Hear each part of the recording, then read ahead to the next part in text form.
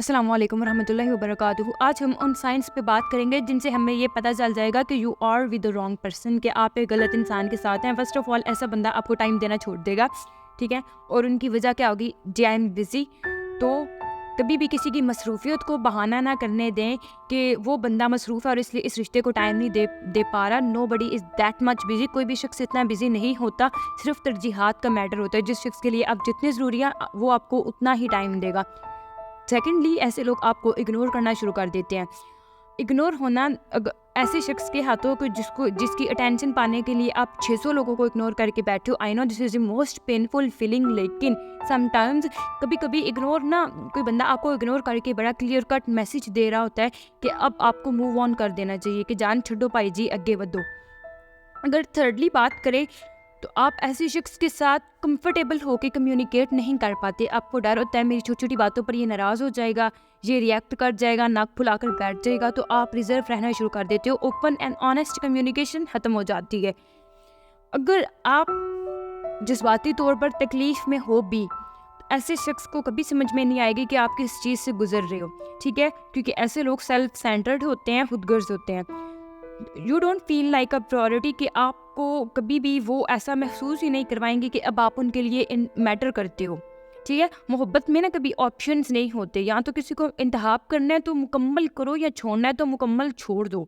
और अगर चूज़ कर ही लिया है तो अव्वल दर्जे पे रखो, सेकंड थर्ड का ऑप्शन होता ही नहीं है इसमें। और अगर कभी कोई बंदा दो में कंफ्यूज है तो उसको चाहिए कि हमेशा सेकंड को चूज़ कर ले, क्योंकि अगर वो कभी पहले इंसान से मोहब्बत करता होता तो वो कभी दूसरे के बारे में सोचते ही ना। तो अगर वो दूसरे के बारे में सोच रहा है तो दूसरे के पास ही उसको जाना चाहिए, पहले को वो डिज़र्व ही नहीं करता। थर्डली, अगर मैं आगे इससे थोड़ी बात करूँ तो मतलब कि they always make you feel like you are not good enough, कि आपको वो लोग ऐसा महसूस करवाएंगे कि आप में किसी ज़ात की कुछ कमी है, आपकी ज़ात में कुछ कमी है, यानी आपको सेल्फ डाउट में डाल जाएंगे। आपका कॉन्फिडेंस इससे लो हो जाएगा और आप इन्फीरियरिटी कॉम्प्लेक्स के शिकार हो जाओगे, यानी खुद को दूसरों से कमतर समझने लगोगे, ठीक है। He want introduce you with his family and friends, बेशक वो ही है या शी है, he want introduce you with his और हर फैमिली एंड फ्रेंड्स। की ऐसा बंदा कभी भी आपको अपनी ज़ाती फैमिली से, ज़ाती दोस्तों से कभी भी नहीं मिलाएगा, ठीक है। लोग सिर्फ बेसिकली टाइम पास करते हैं और आपको ट्रक की बत्ती के पीछे लगा देते हैं कि मैं आज मिलाऊंगा, कल मिलाऊंगा। डेफिनेटली वो डायरेक्ट इनकार कभी भी नहीं करते। लोग बड़े मैनिपुलेटिव होते हैं, ठीक है। और अगर आप उनमें से किसी से रब्ता करने की कोशिश करते हैं, बेशक वो उनकी फैमिली है या उनके फ्रेंड्स हैं, तो वो इतना बुरा रिएक्ट करते हैं क्योंकि उनकी जो अपनी रेपुटेशन और अपनी जो इमेज है ना, वो उनके घर वालों के सामने, उनके ख़ानदान वालों के सामने एक अच्छे, बड़े शरीफ और बड़े नेक इंसान की होती है। तो उनको नहीं पता होता ये कितने चूहे खाकर बिल्ली हज को निकली है। तो ऐसा करने से आप बहुत सारे मसले और मसाइल का शिकार हो सकते हैं।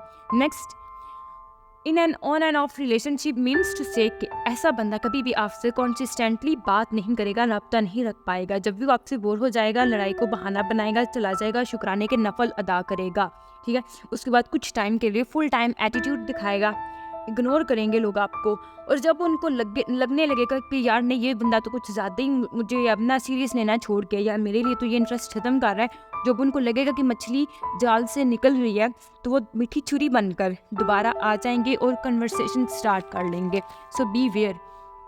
Next, they want share their personal life. ऐसा बंदा आपकी ज़िंदगी के दुखड़े बड़े मतलब कि खुशी और बड़े सुकून से सुनते हैं और बड़ा इंटरेस्ट भी शो करते हैं। बेसिकली ये काम ज़्यादातर बॉयज़ करते हैं, मे बी लड़कियां भी करती हों, लेकिन वो हमदर्दी समेटेंगे आपकी, ठीक है। और फिर अपनायत का चूना लगाकर इंसान को इमोशनल फूल बनाया जाता है, ठीक है। और फिर सो ऑन, दोस्ती से आगे के रिलेशनशिप और मामलात बढ़ने लगते हैं। लेकिन अब एक चीज़ है, वो आपकी ज़ाती ज़िंदगी में जितनी ही इंटरेस्ट ले ले, अपनी ज़ाती ज़िंदगी को मुकम्मल तौर पर पर्दे में रखेंगे, कभी भी नहीं शो करेंगे। यानी वो अपनी रूटीन ही शेयर नहीं करेंगे, अपने घर की बातें नहीं बताएंगे, मेरे घर में ये हो गया, मेरे घर में वो हो गया, ठीक है।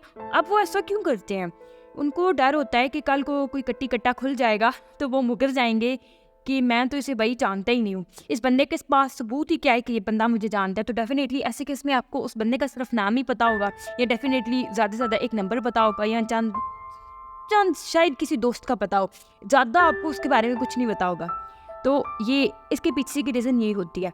So they will never be there for you कि खुदा ना खास्ता अगर आप हकीकतन किसी सानहे से गुजरे हैं, खुदा ना खास्ता किसी बड़े दुख से गुजरे हैं और वो ऐसे केस में अगर नाराज़ भी हैं, तो देखें जो बंदा ट्रूली अगर आपके साथ अटैच्ड है, जो ट्रूली आपके साथ कंसर्न रखता है, उसको तो जान के लाले पड़े होंगे कि पता नहीं आप ठीक भी हैं कि नहीं, या पता नहीं आप किस फेज से गुजर रहे होंगे। लेकिन ऐसे केस में अगर इंसान आपके पास नाराज़ भी है, वो आपकी फ़िक्र रखता है, आप पे नज़र रखता है, उसको पता होता है कि आप किधर हैं, क्या कर रहे हैं।